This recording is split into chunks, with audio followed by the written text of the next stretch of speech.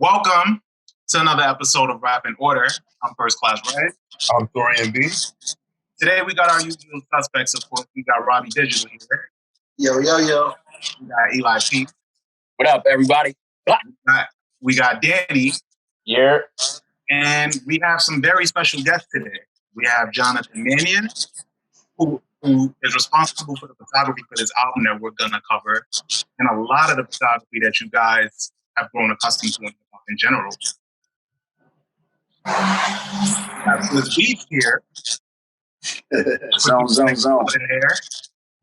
Who produced a bulk of this album that we're going to get into. 10 of the tracks, actually, out of 16. And so we already have displayed how we feel about this album is recording. We decided to do it over because it's way more special. We have two people that were involved in the process of it. So Rob or Eli, any of you guys want to chime in on how you feel about this album? It's an incredible album. It's a milestone in hip hop to work ethic. I was still very, very young at that time, but I remember the energy that the city felt, especially being in the Bronx, what this album did and how, as a kid, you felt that energy everywhere that DMX gave, that Ruffryders gave, the music did. It was a soundtrack to New York City at that time. And music was changing into its own, and we were watching it change. Got you.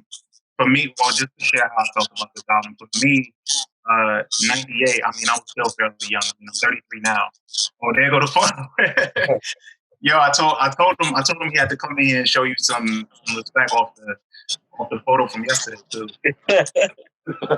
Yeah, I didn't even know who took it. I just seen it and I was like, I remember that car. How did you I remember that whole joint. Yeah, I was like, that's a good picture, X. I need to put that, because they got a lot of funny pictures, X. I like to post good pictures. Like, he looked handsome in that picture right there. And that's a fire. Thank you very much. Yeah, I was about to, it's always that delicate balance, man. Let me jump into this right now. Swizz, I love you, man.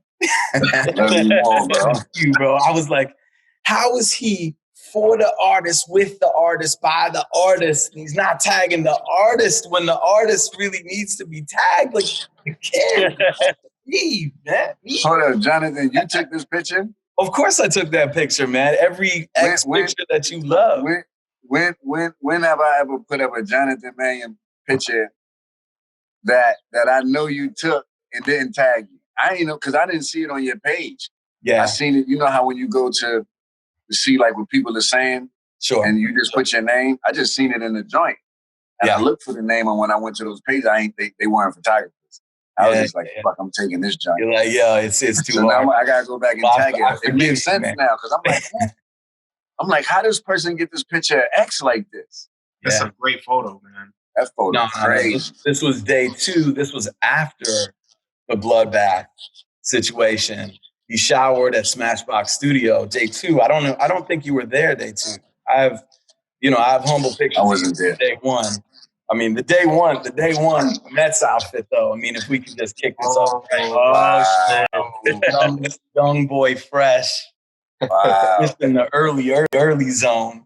But I don't think he came. I need some of those, B. My archive. He got archive. Mannion was allowed to be around. He gave us like a tour before you joined us, like a little light tour too, like just showing us some stuff that he got in the back. Yeah.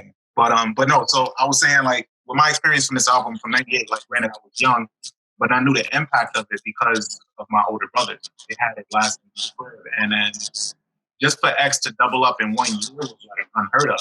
Nobody did that at that time. Pac did it, but Pac did it under different aliases, so it didn't we didn't hold it in the same regard as we held this.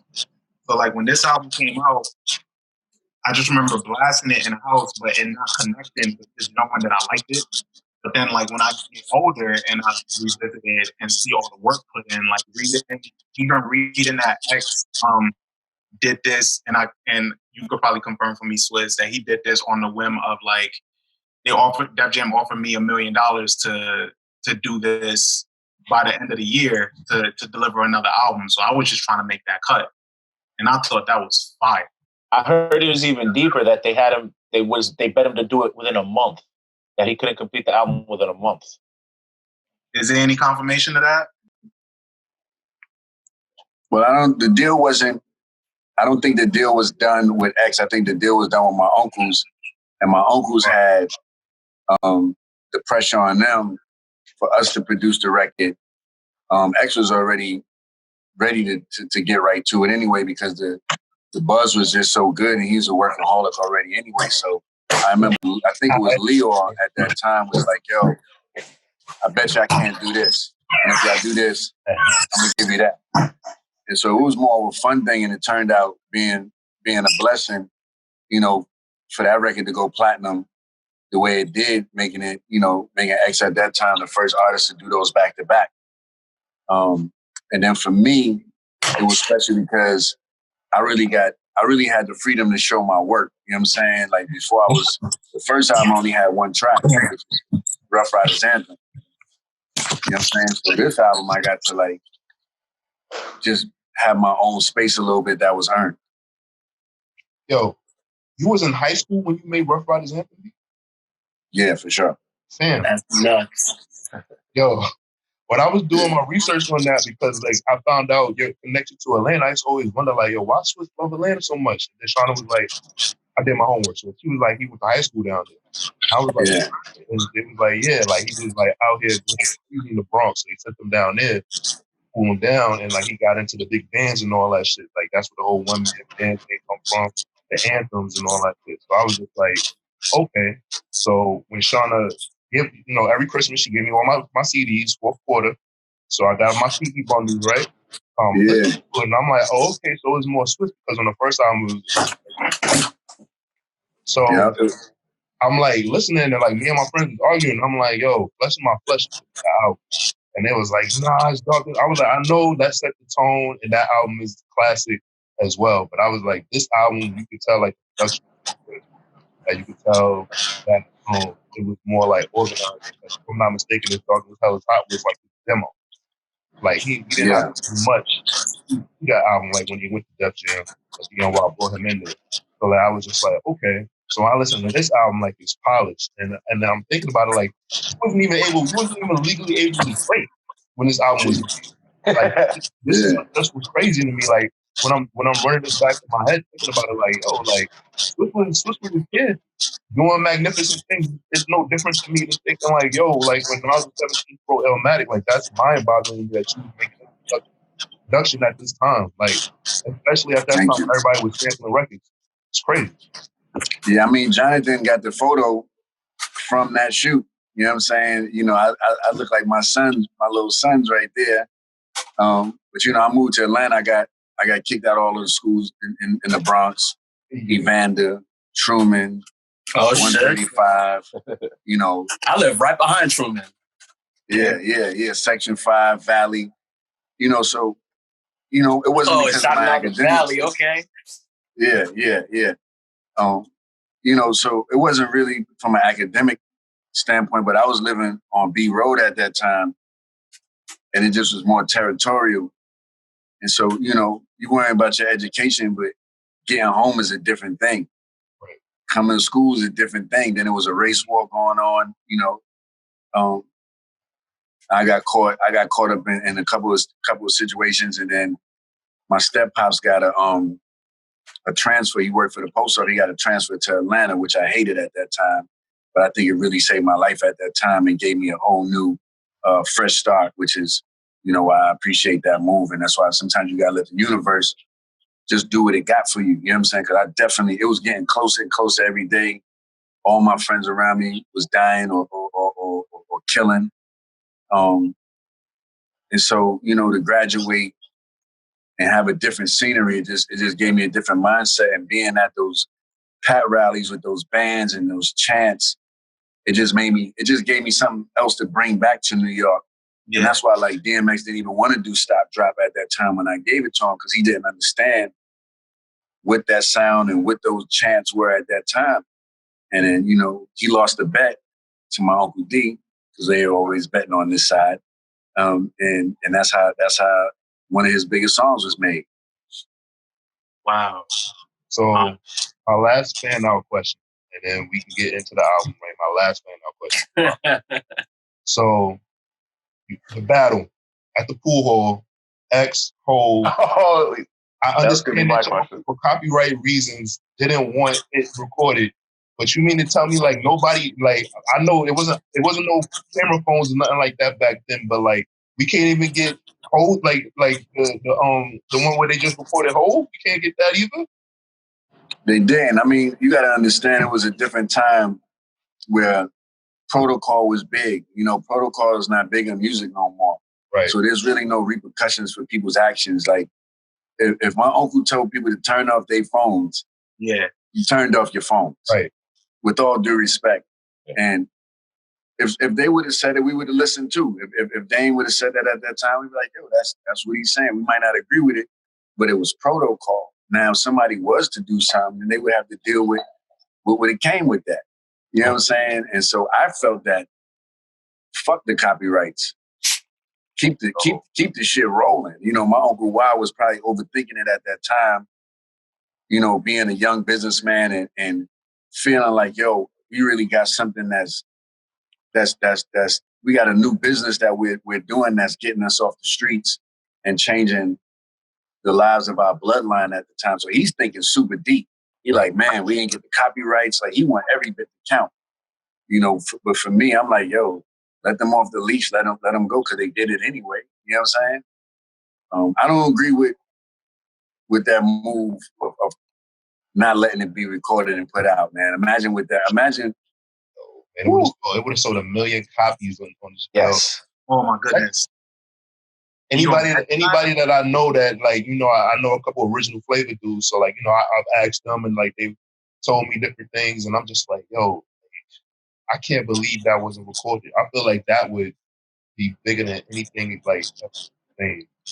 Yeah, the original flavor niggas was there. That's all my peeps from Undercliff and everything like that. You know what I'm saying? Right. It was definitely heavy. Okay. That's major. Nice. Yeah. So before we get into the actual album, of course, you know, you can't look at this cover and not have a million questions. So from what I did read about the cover, and I think, Jonathan, you were sharing before we started recording about the actual process of getting that photo, the photo on the cover. So how did you convince X to get into this tub with I want to know that too. That's a question I want to know as well. Yeah, it's well, look, you know, I had a rapport that I had built up, you know, from the 4 3 2 1 video. I took him outside. I'm like, yo, I hear streets talking that you are going to be that dude. And that's all I want to deal with. I want to deal with the people that are next, that are coming, that are on.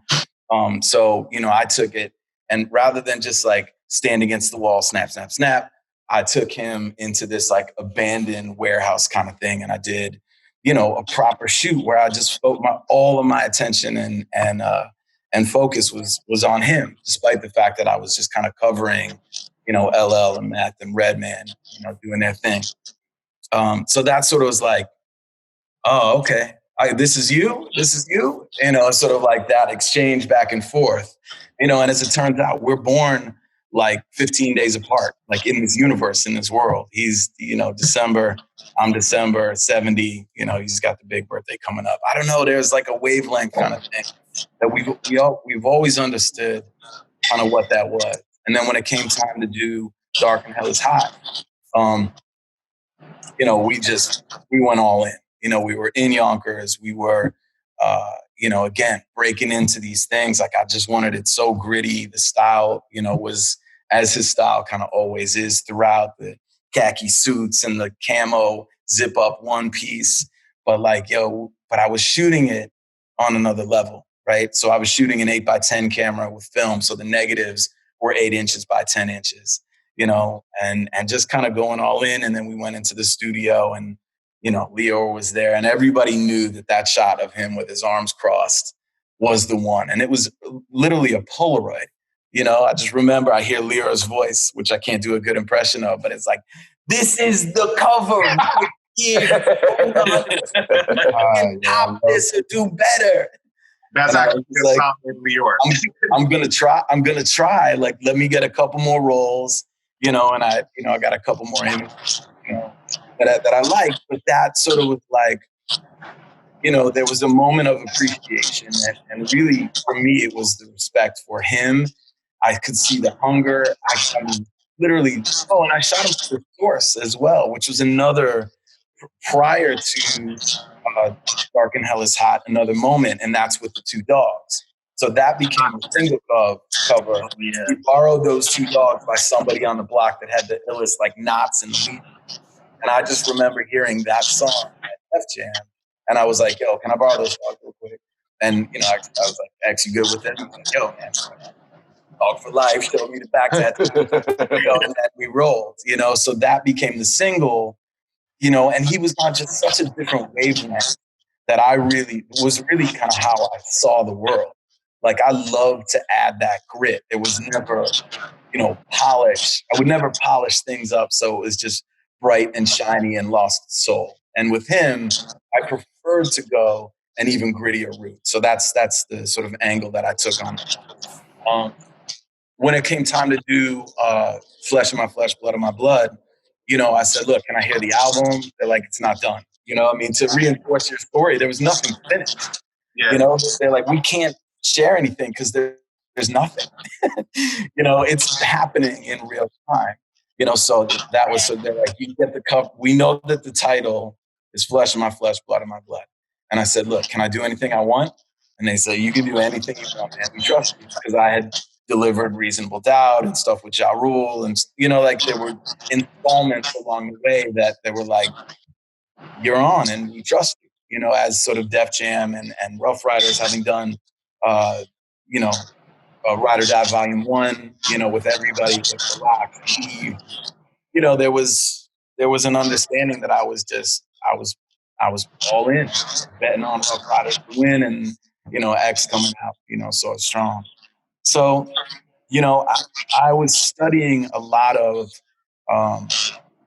just like tribal, like warrior mentality, you know what I mean? Like we were doing some like crazy, like face painting kind of vibes, you know, which is just like a warrior flag from Cameroon and like studying Native American, like face painting. Like I just wanted to go away from what was expected, which was like four-wheelers, wheelie down the street, surrounded by more bikes. Like, now I'm gonna leave that for hype in the video. Like, that's that lane. You can get that too, which actually became the Lowrider sort of installment. But I was like, I want something iconic. I want the next level. So we did that first. Swizz, you were there day one. He walked in and he was exhausted. You know, he was on the set of a video. And again, I had all of these ideas, and literally he fell asleep in the arms of somebody that he was there with, and the makeup artist. I was like, just paint his face. Like, let him rest. We'll shake him awake for 5 seconds. I'll get it. And then that'll be that. And then I'll let him go home. At least I'm delivering something. You know, God forbid if he has to go to set and he never comes back. I have something that I can deliver. Which also became the cover of the Earl book, which was this. You know, this was done like almost right as he walked in. I was like, yo, sit down. I don't know how much time I'm going to get with you. So let's just get one done. And then I'll send you in to kind of get this up, you know, and make that happen. That's amazing. So we sent him home. He was exhausted. Thank you so much. Big hug. Get some rest. Everybody split. And then I was like, I'll see you tomorrow, and you know, be ready. Like, you got to trust me tomorrow. And literally he showed up and was like, okay. Yo, he saw it like out of the corner of his eye. He's like, yo, dogs, you want me to get in that shit right there? I'm not getting in that because I got my pants on and like I got new pants. And I was like, fuck your pants, man. Like, your pants ain't shit and like whatever. And there's like 50 pairs of pants in styling, like right there. Like, I read too that you were like, yo, like, cause you were so hungry for him to just do it that you offered him your pants. I did, man. So like, honestly, look, I'm a little bit nuts, man. You know what I mean? And like, I believe in something, like I'm all in. You know what I mean?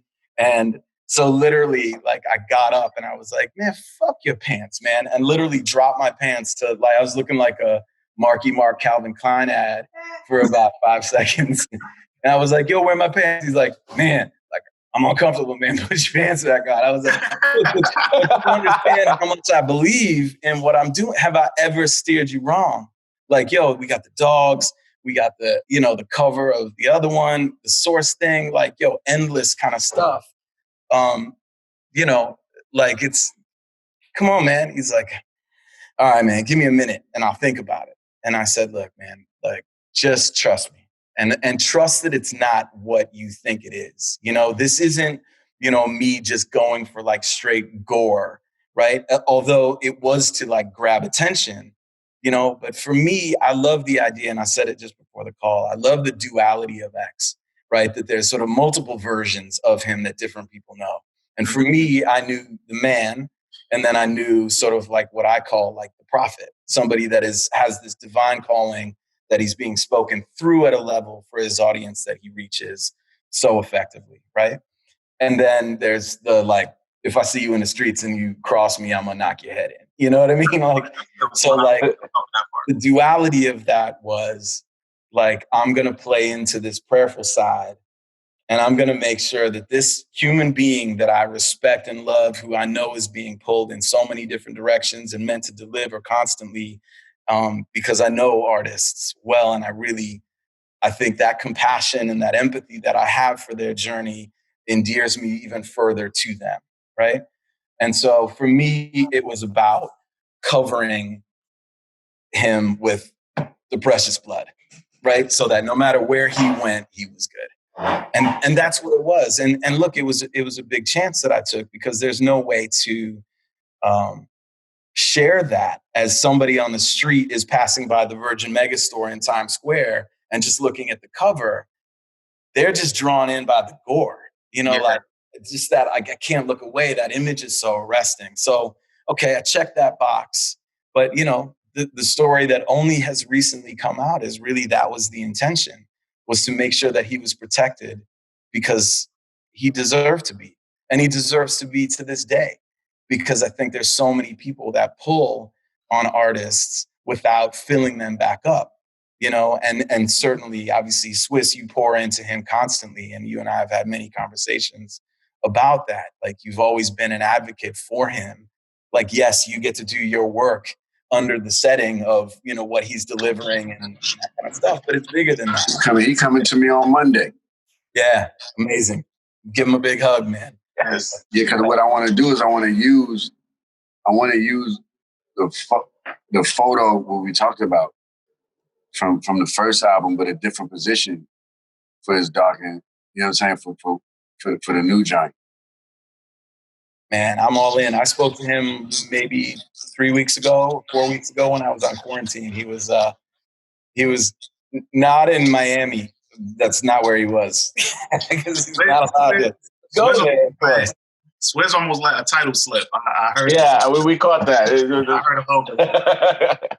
No. He was saying that it used to be dark, but now it's a lot brighter, and it's just a mentality. It's not. It's a good cover up. Good cover up there. He would never do that. Either way, I'm excited, but it's.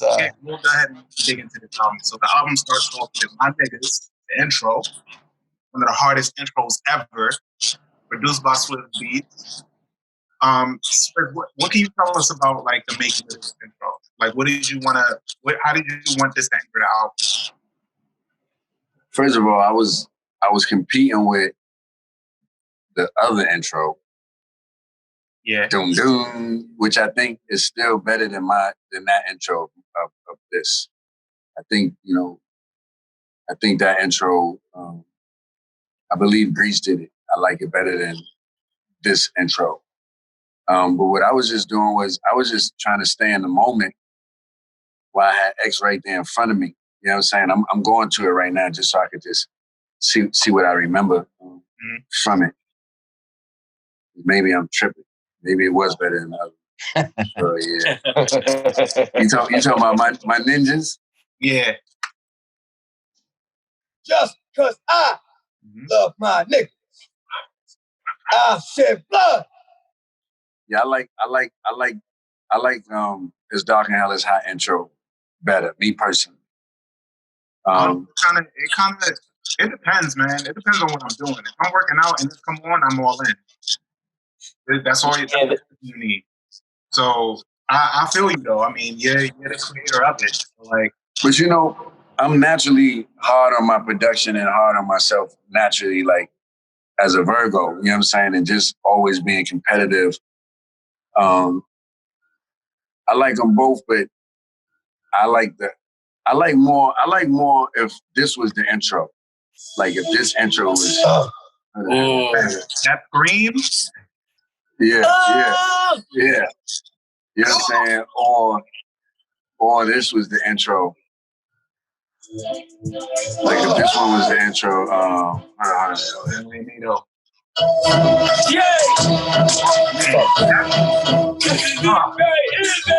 That's a different type of song. I have at least 3 questions for that track. I can't wait to that. Okay, yeah. Yo, you don't understand. I'm a football player. So this album was the soundtrack for my entire football career through college. So this is why, like, what you don't understand. So it's just like you like, nah, you gotta go back, man. I understand, like, on It's Dark and Hell is Hot intro, it was good because it was like X's introduction, right? Yeah. But I feel like on Flesh My Flesh, Blood of My Blood, that intro, like it was X because like that was when he started getting spiritual because he started doing the praise in the shows and things like that. So him opening up with that and then the album being called Flesh My Flesh, Blood of My Blood was kind of like biblical feeling. And if you're a football player, you gotta stay in prayer because every time you go on the field, you might not walk off. So for us, we used to Swizz, you don't even understand, yo. We used to go out there. We used to go out there thinking we was like blessed when we was going out there to kill somebody. So I'm telling you, hearing that intro like give me chills. That's crazy. But I think that's a big testament that most of this album shows that it's going on, that it's all for love and all for crew, starting with the name, the flesh of my flesh, blood of my blood. And this is it's more of a this is my people's and we're all gonna eat. When you go like through the track list, you can see which songs come off that way. It's that to Bring Your Whole Crew, to We Don't Give a Fuck, to Coming From, to No Love, to Dogs for Life, and Flesh of My Flesh, Heat. Like you can go through the whole album, and that's a constant concept throughout it. It's love for crew, and that my crew is part of me throughout the whole album.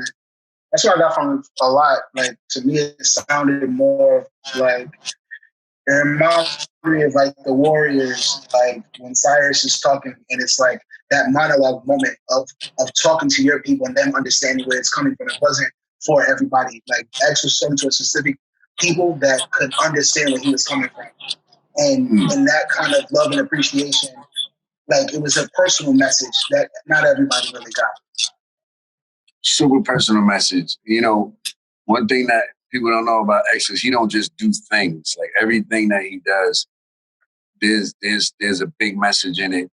Even if he's joking around, even if he's drunk, he's just like his mind, he's a genius. Like his mind is different, which is, you know, I just want people to see the rest of his story musically because there's so much that was left off the table that I got to see that. I know that the world, they need to see it. Yeah. Because a lot of people compare him to Pac, but like they two different people. You understand? Yes. The only thing that I think that him and Pac had in common was bald heads. Yep. You know what I'm saying? Like X had 30 million in the bank, and we used to go find him writing in abandoned buildings. Like he ain't, you know, you ain't never seen X with no Ferraris and different things like that, chains. Like he gave all his money away. I think in that sense, I think DMX is more similar to Mike Tyson. Like they both reached this height that they didn't quite know yet. Like, they were still acting super regular, and it took people around them to make them realize how much of a big entity they were. Because, like you just said, like doing a lot of things they shouldn't have been doing 30 million of things because I don't think he really grasped the superstardom yet. like 2 albums in 1 year is insane at that time. And the comparison with Mike lies in the fact that Mike was so young and never had anything. Like he had to work into that. You know, we was just sleeping on floors the year before, man. Yeah. Like, straight up, we was doing robberies the year before, like 2 years and a half before. Like, I didn't know if you wanted to talk about that. I was going to ask you. Allegedly. I gotta throw allegedly in there. It saves everything. But we was young, you know. We was young, and although we knew we had talent, we didn't know that it would come. We didn't know when it was going to come, because before people know me as a producer, I've been producing even way before that. Before people knew X as a rapper, he had hundreds of mixtapes before that. So it felt like we was on the right track, but we never really got a taste of that wine. So we were just on our regular behavior. You understand? So, you know, we had to get up out of Yonkers for sure. We was dumbing out. You know, we was going crazy. We terrorized Yonkers and we terrorized the Bronx. So is that why you guys end up doing part of the album in California, actually? No, we went to Miami. Oh, you went to Miami? Okay. Yeah, we went to the Hit Factory. It was brand new at that time. Then the first album was done between Baltimore and New York. Baltimore and Yonkers. But that environment, it was still too active. You know, like it felt like we needed a break. You know, from all the activities. And so Miami felt like a great place. It felt like a vacation. People was more relaxed. You know what I'm saying? It felt good to have some sun outside and see some different faces. Still super deep. We were still super deep, but it just I don't know. It just felt fresh. You know, it just felt fresh, which contributed to the sounds that I was doing. Even like It's All Good. You know what I'm saying? Like, I don't think I would have made that record in New York. You know what I'm saying? Like, I don't think I had things in New York surrounding me to make that type of record for us. I would have just been on Niggas Done Started Something Zone all day. So that was the surroundings. I wanted Kiss to drop that on Monday, but I mean, we still got what still worked out.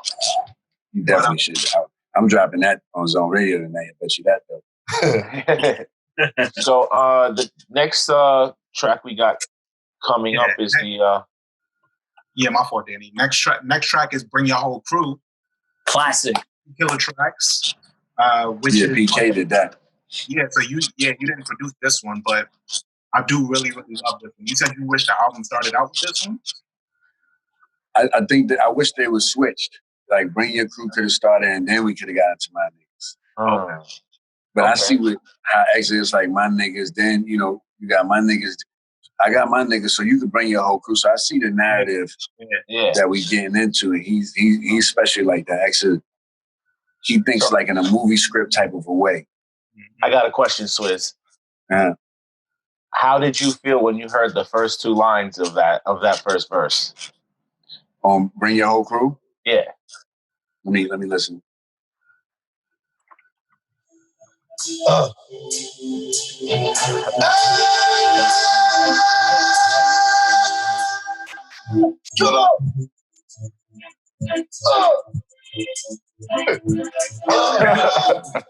I just played the verse. I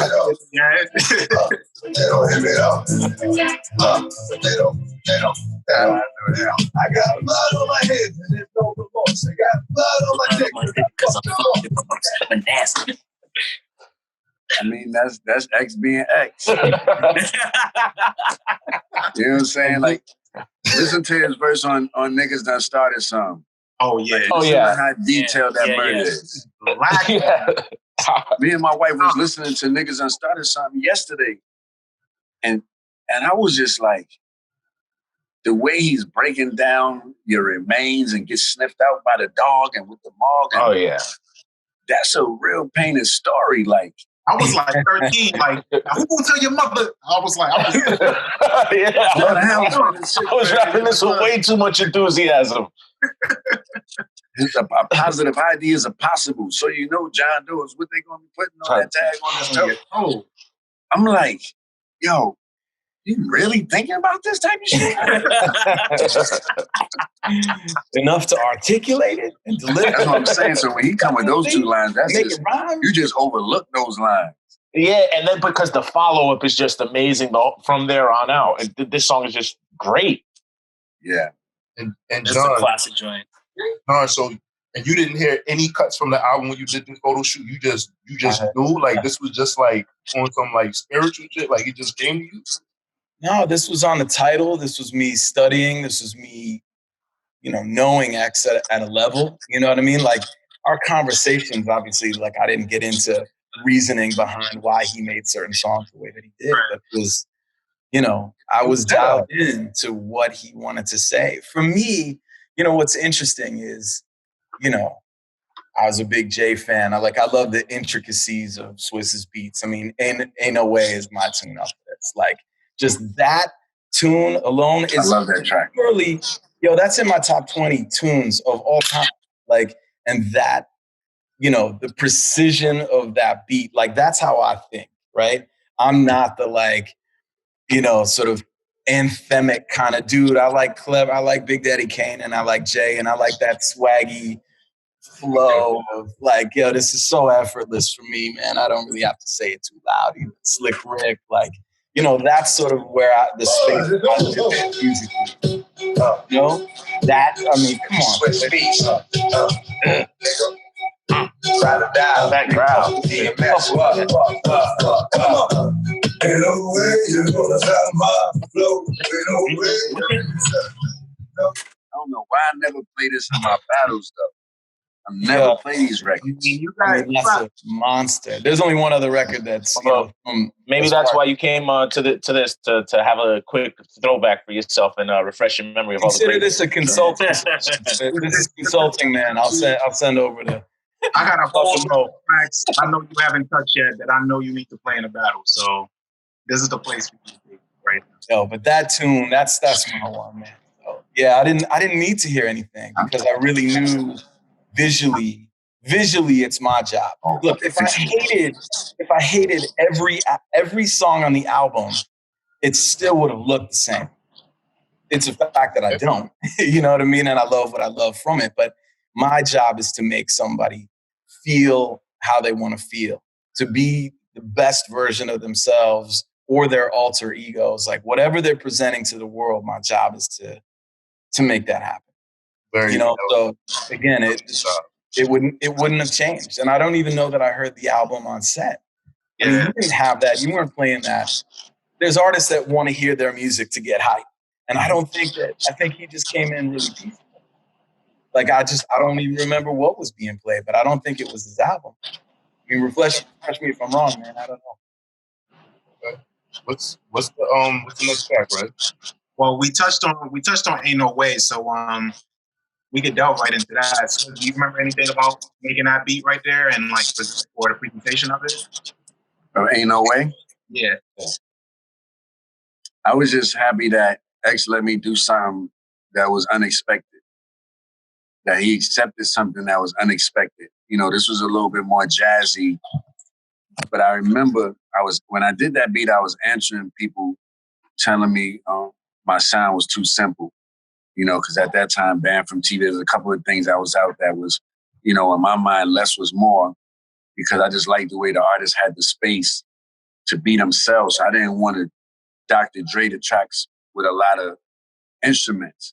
Mm-hmm. And I just was like, you know what? Let me show people that I can do something different than a stop drop, which is 6 sounds max, and throw some bass lines and some progression in there, and even if force X to give y'all some melodies to show a different side of him.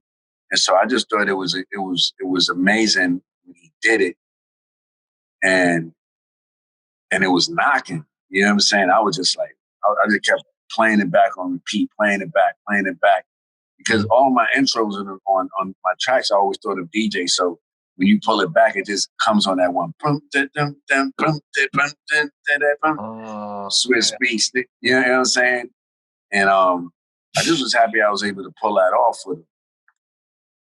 Because we was, you know, and it also showed mentally where we was going. We was easing up a little bit. You know, New York is a different type of pressure. You know, Miami, we had the sun out, we had toys out. Finally felt like we was living a little bit. You know what I'm saying? Like, because the amount of days we was just together and working, and felt like a family vacation more than New York. Anything, you know, it's action. Okay. Yeah, no, it turned out really well, and I think you probably got what you was looking for from it, because it definitely shows that your diversity with it. Did you make that? You made that beat in New York or in Miami in the moment of peace? I made all these in Miami. Like I made them all with the Trinity and the Triton, except for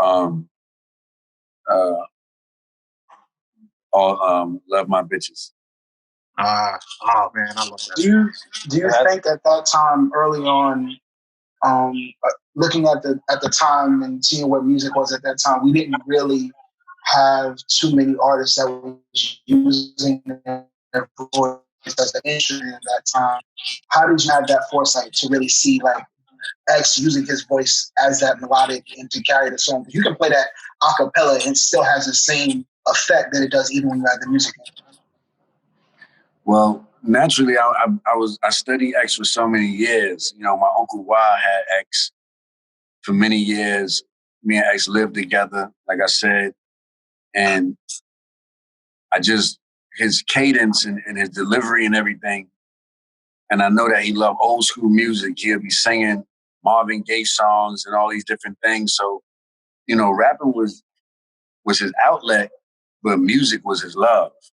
You see what I'm saying? But rapping got him his entry point into it. But X don't even listen to rap. I don't even know one person. You name one person that you heard X playing rap in his car. I tell you, it's nobody. He listening to Curtis Mayfield. He listening to like real classical hit tunes. He don't even know what other people sound like. You give him, he'll lose on simple tests. Like he couldn't tell you songs that he's supposed to know. Yo, and that brings me to the funny X tidbit that came out like some few weeks back. He said what he said about what he thought he was critiquing Lloyd Banks, but then he say that. I can't hear you. Say that a lot louder. When he said what he said about Tony Yayo, but he thought he was talking about Lloyd Banks. And he was like, oh no. I like Banks. He was like, I thought you was talking about Yayo. X is not good in that space. Like one, he don't got no problem with Banks or Tony Yayo. Yeah. But he's thinking lyrically, and as a lyrical artist, in his mind, he's able to have his free opinion.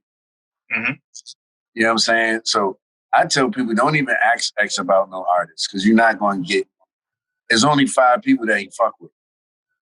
You know what I'm saying? So name them. And those 5 people.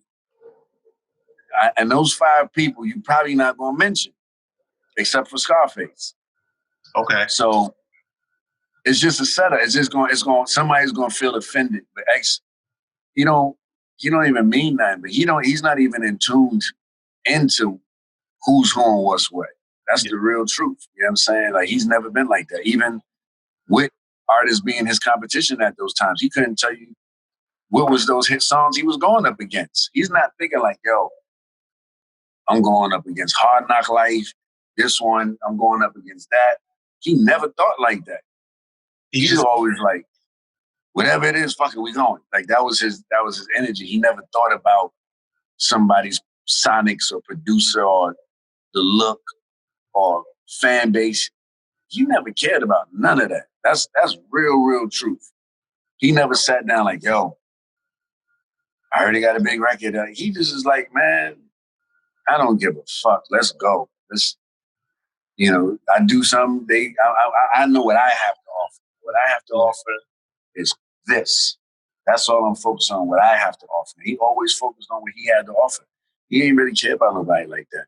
And I think that's why the reception for X was so big and the way it was because like coming off that shiny era.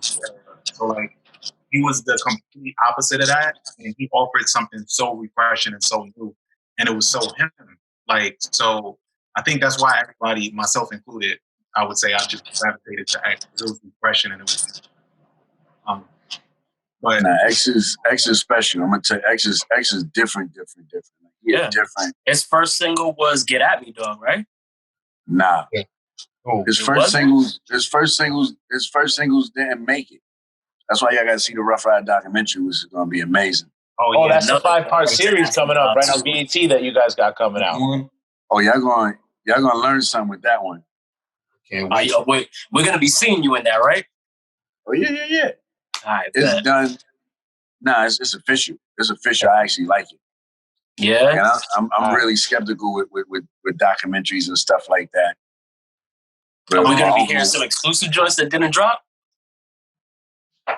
It's not really about that. Okay. On this joint, it's really about the story. It's really an educational piece, and if people didn't understand where I come from and what my family represent and what we represented, they're gonna know with this documentary. You know what I'm saying? It's just enough not to incriminate us. You know what I'm saying? It's just enough. Yeah. But this generation, they didn't get to see a lot of these things. I did want to ask in regards to that. How was this one different from the BT had one a few years back called Inside the Label? And Rough Riders was a part of that too. This one is produced by y'all, right? That's the difference. Say that one more time. Yeah, I ain't really like that one. I mean, this one, you get into everybody. You get into the friction of me and PK. You get into the street shit. You get into the music. You get into the background of my uncles. Even from a religion standpoint. And you get to see the strength of a family, the trials, tribulations. Once you once I couldn't even watch it in peace. I had to watch 3 hours straight. Mm-hmm. Like I wasn't even a part of it. Like, you know what I'm saying? When you're looking at something like you're not a part of it, that's how I felt when I was watching this. Right. And I felt like, and even with the series, it's still like it could be 10 more done. There's so many things that weren't still told, but it's enough to get people's minds thinking and giving the family the respect and the artist the respect, which is what I care about the most. Because, my family not really out there talking, yelling and screaming like that of what they've done and what they've been doing and what they do. And so I think that this is a cool way for, everybody to get their flowers right here. The artists and the people that was a part of it, I think that's what matters. I was thinking about that when I was doing my research, because I was just like, yo, like, these are your uncles, but when people talk about like that holy trinity that was over at Def Jam, when it was Rockefeller, Rough Riders, and Murder Inc. Like Juan D, like they mention them, but it's like they're like ghosts because they don't talk. They just like Slim with Cash Money. They never talk. So we never like know like what's on their mind or what they thinking. But what I find that's dope is that Dean family has like generations in the music industry now. And it's like, with your family is continuing, like, so he just looks like he's going to be a musical genius. So, like, I just think, like, what y'all have going and y'all legacy is kind of dope. It's kind of like the 40s in a sense. Like, where it's like, our family is going to keep going, whether it be in music or entertainment. So, yeah, like, but, my family got, like, kind of blackballed out the industry because, really? Yeah, that's what happened, I mean, you bring in pit bulls in the office and everything like that. I mean, it was, they don't mention my family at Def Jam for a lot of different serious reasons because there's just nothing to talk about. You know what I'm saying? They just wasn't people that was settling for just anything. You couldn't just pull a little record label wool over their eyes, especially when everybody was being successful and making that type of money together with each other and for each other. And, never really, like my family's a very kind family, like they're very, very, very kind, but they're very enforceful as well because the basic principles is respect, right? And it's just basic principles. Like my family, they have a problem with you, but they'll greet you and try to figure out a way to fix the problem, right? Like my family got powerful for communicating as well as putting in work, so, right? Like anybody could put in work, but like being a thinker and when people know like, damn, they could have really got me that time. I was with my girl, I was like this, I was like that. They sat down and talked to me and figured out the issue that we had wasn't really a big issue. And so like my family been doing that a lot in the streets forever and helping other people with their situations. And they more like the peacekeepers. They more like the gatekeepers. Like, you know what I'm saying? There's more peace that come from my family than destruction, although they had a name, you know, the name from all those times definitely says destruction. But me being a family member, I know it really could have been some destruction. And you know. Okay. You know, it's more positive.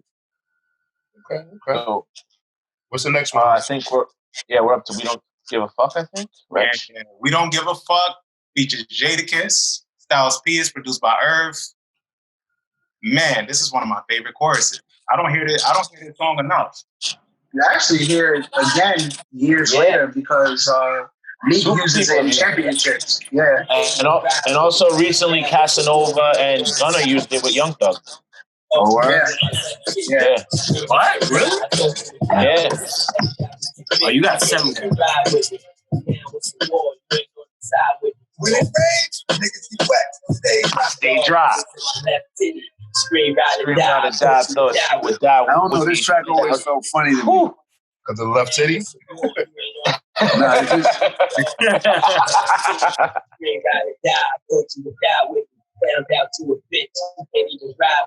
Is it because it's about who it's supposedly about?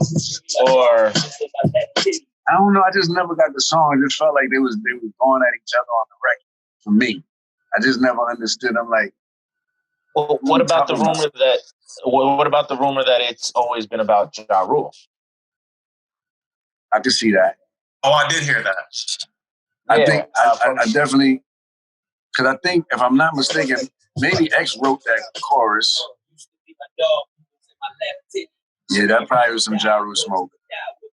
Yeah, from what I understood, it's at the time, rumor has it that a lot of people around X were saying that, you know, Ja's whole updated style and sound was kind of just biting off of X with the harmonizing with the raspy voice and everything. Rumor? Yeah, We were there. There was a little change up in Ja's tone as an artist from when we first knew him. Mm-hmm. I thought he was inspired. I didn't really see it like that. You know, Dog is very competitive, especially if he rocking with you. If he don't care about you, he don't care about you.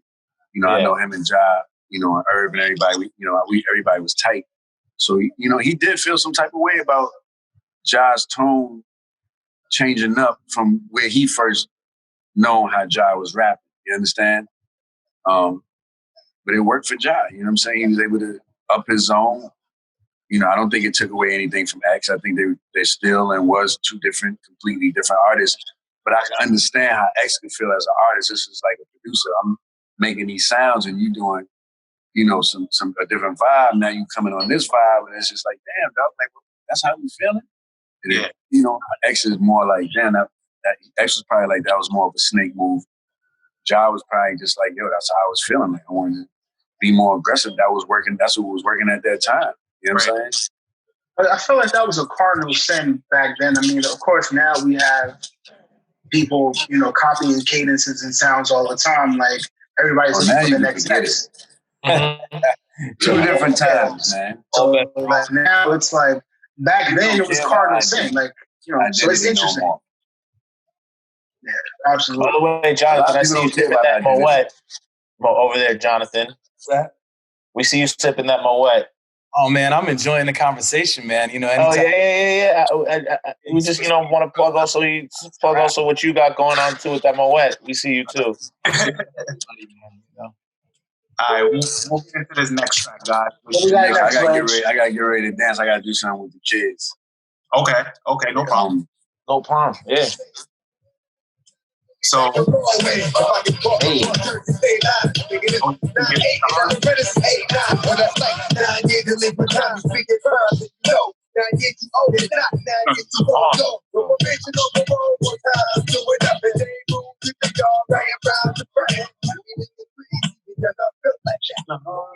that's one of my favorite joints right there. All right, wait. Before you go, I know we're skipping ahead, but we can edit this for the reasons. Who won Blackout? Yeah, we got to know that before you leave. Before you leave, who won on Blackout? Let's go. Let's go to Blackout right quick. Hold on. Let's really go. Yeah.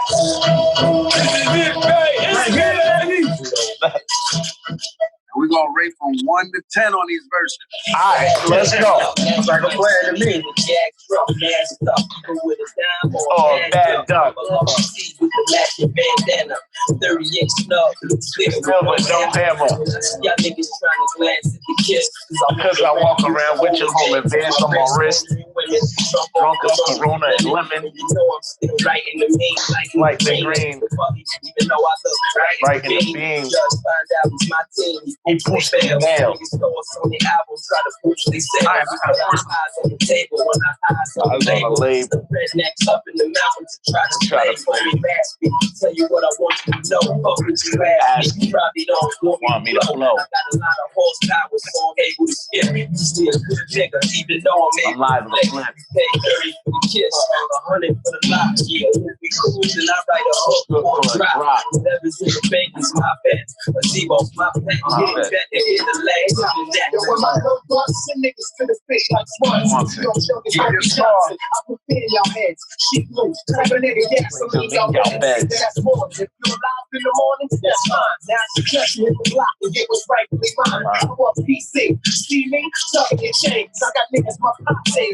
Lifestyle ain't changed.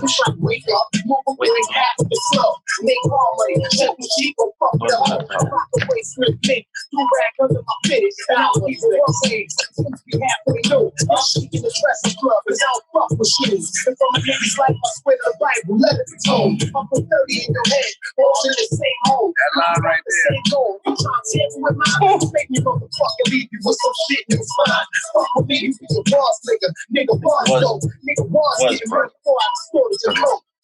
Macy. Box of shells. Wait, nah. You can't lower it right there. Let me tell you something.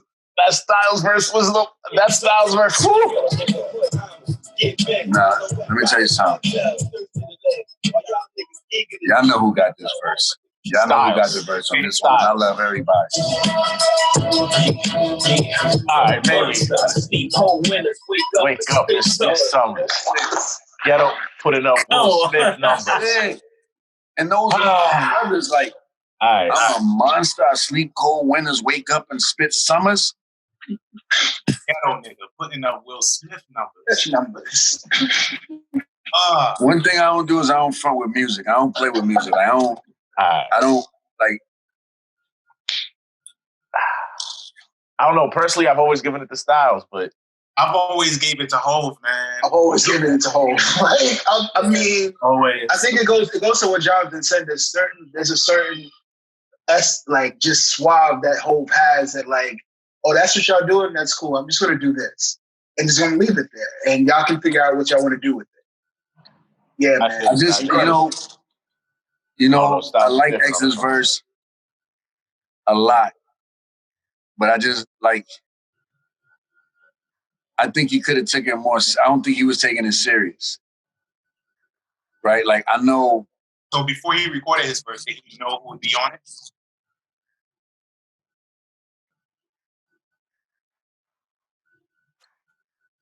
I don't remember. I think Jay went last. Although X went last, if I'm not mistaken. But that might have vibed it. That might have. That's why Hov probably had that entry point ready for it. That intro like that. You know what I'm saying? I'm a monster. I'm a monster. Just Yeah. All right. I don't know. We'll see. I just know that at that time I heard better X verses. Like I knew what his clip was like at that time. But I was just so hyped to have them all on the song. I ain't give a fuck. They all sounded good to me. I think he got Hove on Murdergram. Huh? I think he got Hove on Murdergram. He got him on that. Yeah, I mean, you know, when X is on his A game, he could dance with anybody. Yeah. You know what I'm saying? It's just where's his energy? Is he trying to skip out to go do something? Is he not in the mood? Like, is he rapping but not being competitive? Like, you know what I'm saying? Like, he got like 5 different artists that was within himself. So you're gonna get a different person in a different type of setting or a different type of conversation. It's not like Ho is clear all the time. Like he's clear, like, okay, Styles, Kiss, Sheik, X, I ain't fucking with niggas. I gotta go, like, nah. Like he's sitting there writing in his brain all day. Like, all right, I'm ready. X would just be like, all right, put the mic on, let's go now. Like without hearing everybody, like he just gonna go like that. He's not strategic. Like Hov a little bit more strategic. I guess that leads into the question that we've been trying to get from you for the past 3 years. When are we getting this Nas, Hov, and Jadakiss song that you played during this battle? Yeah. I mean, tough questions. That's not a tough question for me. It's an easy question. I wish I could gave it to you that night. But, you know, I gotta be, these are like my real friends. You know what I'm saying? I'm not like it's not worth my friendship to put something out for the hype. When I've been building these relationships with these guys for 20-something years just to get a quick fix. I speak to those guys every week still to this day. And, you know, one particular person in the party didn't agree with what they said because of the lyric at that time. They in a different space with their life, with their home, and different things like that. When people talk to me like that, I gotta respect it. I can't be like, fuck that. That's me saying, fuck your home, fuck where you at now. I'm just doing this, and it's just not even no money you could put on that, or no track you could put on that. So I do feel I'm owed another verse though. You know, in place of that. You know, we'll just tag all 3 of them just to make sure. You know what was cool about it? And this is what the person said that's cool about it. The person said, well, the king said, they all kings, that the song is almost dope and not coming out. And I said, why is that? Like Hov said. He said, because it lives longer. If you would put it out, it would be a past conversation already. All right. The only reason why I kind of get that is because we let these rock legends get away with all that. All these rock legends have these albums that only supposedly, if you're in the know, you've heard. Like, it's all right. We just got to build this relationship with Swizz, and hopefully he comes back out on another one of these podcasts. And we get. I remember talking to Just, and Just was like, I was talking to Just one day, and he was like, yo, I didn't even see that coming while we were doing that. Like, I really thought we were being nice. And he came out left field, and I had to really, like, reorganize everything I was doing at the time. That Busta Rhymes reaction was all I needed. What is he talking about, man? Just started. He started with me. He told my wife.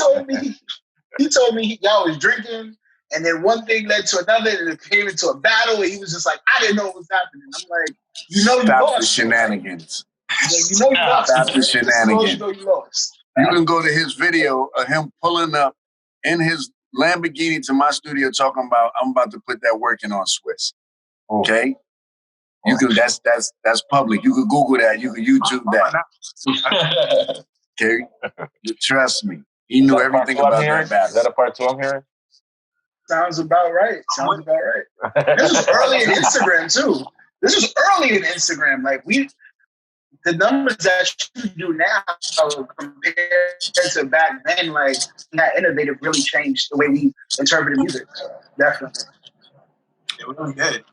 I agree, but I think the work was done that night. Another thing, Swizz, because I know you wanted to head out, but I really want to know how or what's the story behind Marilyn Manson on this album? Yes. Thank you. Thank you. I've been wanting to ask that. I don't know, like, I can't find anything about it. I can't find any pictures of DMX. There's no pictures of them together ever in history. Give me something. You would think with the VMAs, with the way the VMAs were at this time, with the way MTV was, this generation, how TRL was, there would be some pictures at some point of DMX and Marilyn Manson at the same place by chance. What happened was me and Marilyn was cool because secretly, I was producing a lot of the rock stuff at that time. You know, I produced Keep Rolling for Limp Bizkit. You know, I was doing, work with Marilyn Manson. Hold on 1 second, guys. You know what I'm saying? I was producing a lot of the rock tracks, and everybody, when we seen X doing, he had a big, like, rock audience. And then I thought Marilyn Manson just had a dark sound that we could just mix, and I also wanted to have some fun with it. You know what I'm saying? I can't say that I really love the song like that, but I just shot for the moon. Marilyn Manson said yes. I love it, dude. That's one of my favorite X songs ever. Like, it's actually just continuing with the Omen. And it aged well, too. It aged well, and I feel like it just fits perfect with everything that DMX just had going on at the time. The subject matter of the song, like putting him on the hook. I was going far, bro. Dude. It was. Yo, I wanted to ask you, like, what's the origin of the Omen? Like, I know it's supposed to be like, his other side, but how did that concept come about? You just said it. That's it's dark and hell is hot, like, right? Like, wow. That Omen is what we see him deal with every day since he's been out. You know what I'm saying? Like, you got Damien. Yeah. And you got DMX. Yeah. And you got Earl. Damien is a motherfucker. That's one of my favorite songs ever from X, man. Ain't no more. But the niggas don't need it. Ain't no more. How we do? One no sure. We all take the Gucci and go up in the road. It's like now, where you going? I ain't trying to take it. I like it. I don't love it. Nah, man, I love this. That could have been made into. Once again, I just because now listening to it, I know what I could have did better. Like, right, just like Jonathan with his photos, like he looking like, damn, if I would have just moved it and just caught this, and man, you know what that would be. Like, I just felt like I was so excited that Marilyn Manson said yes. I just grabbed anything. Like, I probably made that be in like 10 minutes just so they could do it. Like, I didn't have time to really like zone on it. Like, I said it kind of happened quick, and I kind of had to do it quick. Were they so in I'm the like, studio I together? got the beat right now. Bang. And that's how that came about. Like, I didn't get a chance to really like. But she might have hit him with like the blackout beat. I heard Marilyn Manson's like one of the nicest guys ever. Yeah? That's so cool. You would walk right past him. Word? Yeah, you think he's a lawyer. Wow. I was mind blown when I found out he wasn't the guy from the Wonder Years, because I thought he was the guy from the Wonder Years the whole time. Marilyn is a special. I got to check in on. I ain't speak to him in a while. You should get him in on the verses, man. Nah, let me stop. Marilyn versus who? Limp Bizkit versus Korn. Marilyn versus Korn. Maryland versus Korn might not. I do Maryland versus. All right, we're gonna get Maryland versus. We're getting sidetracked, guys. We're getting sidetracked. Yeah, we get Maryland versus Rob Zombie. Play beautiful people. Everybody's finished. It ain't nothing. Everybody's finished. Yeah, and Kanye sampled those drums. Yep. You do the beautiful people. You could forget Christmas. Reg, it's on you. All right. So which one do you want to wrap it up? Thanks, Swizz. Yeah. Listen, I'm going to go to because I got to take you to this. Thank you so much. Thank you so much, brother. Zone. Jonathan, I'm going to give you your credit on it, too. Oh, man. I didn't know you did it. Oh, man. Send me some of them young pictures of myself so I can show my kids, man. Please. You need to see everything, man. We know you was out here. next level things out, man. Yeah. But yeah. All right, Kings. All You right. got it. Take care. Blessings. Thank you. Bless up. Love. But yeah, guys, that was Swizz Beatz. Do we need to get into the rest of this album? He kind of shared like a lot of good things already. We going on 2 hours right now, Reg. I think we got. Yeah, I'm tired. I think we got more than enough. More than enough. Okay. Hey, look, Jonathan. Wait, Jonathan. I have one more question. I have a few questions for you though before you go. So after making and the process you had for this project and knowing all you know, and after and hearing it for the first time, what was your initial reaction? You got to actually hear the album. Did you get to hear it before it dropped up to everybody, or was it just a matter of probably as the world heard it, I heard it, but I think I was so, look, there's a few albums that I've done in my career, Reasonable Doubt being the first one, right? Yes. I was walking around New York City and like touching walls, like just slapping walls, like that's my shit. That's my shit on that billboard. I did that. Like, it's one of those things where you get to kind of plant your feet and feel good about yourself. And I think you should really celebrate the wins as you get them. The small ones, like, celebrate, like all of it. Absolutely. So for me, I was so excited that the album cover sort of like worked, Mm-hmm. It was everywhere. I just remember the Virgin Megastore in Times Square and seeing that image, and I was like, yeah, that's it, man. So like listening to the album, obviously, Slippin' was my tune. It's one that they had done, sort of work around. That was my joint. But, I'm really a beats guy, so and a Swizz Beatz guy in the case, of Ain't No Way. Ain't No Way was my joint. The intricacy of that beat, I could just listen to the beat, but how X complemented that is what made that tune, I don't dissect lyrics unless it's just probably a Hove lyric because like, how do you say things like that, man? Like, I'm fascinated by that, but it's so this was that moment of like listening to it as a project and feeling like, wow, I'm aligned again with greatness. This is incredible. When you stay well surrounded, you're in the conversation. You know what I mean? And I've been honored to, 300 album covers for hip hop, man, to have been in many conversations and that continue. I mean, obviously through Russ, you know what I mean, is the most recent one that I've done. So yeah. You've been doing this 25 years at this point. Yeah, and time in, time out. And not just rap, not just R&B, global music as well. You touch different genres in different to Taurian B. Different, exactly. Like you've been all over with everything, and like with where you came up and how to ground it in what we're doing today. The stuff that was most special to me was repeat dances, like Dark and Hell is Hot, and then Flesh on My Flesh, and then Grand Champ. And then, Ruffryders, like to have like a history of like, close your eyes, think about a picture of DMX. What is it? It's one of mine. Absolutely. Well, you have the same thing with Hove. Like the best Hove albums, you're involved in the best Hove albums. So maybe that's what Hove needed to do, is get you back on board for Buju Banton, DMX, Mary J. Blige. Like, bro, the list goes on, man. Yeah. I was there at the Milk Studios. Yo, one of my favorite produce from you is the Buju Banton joint. Like the one from Big Pun, dude. Come on. So Pun on Saturday, I'm doing a release. So stay tuned. It's this is the one I've been waiting for.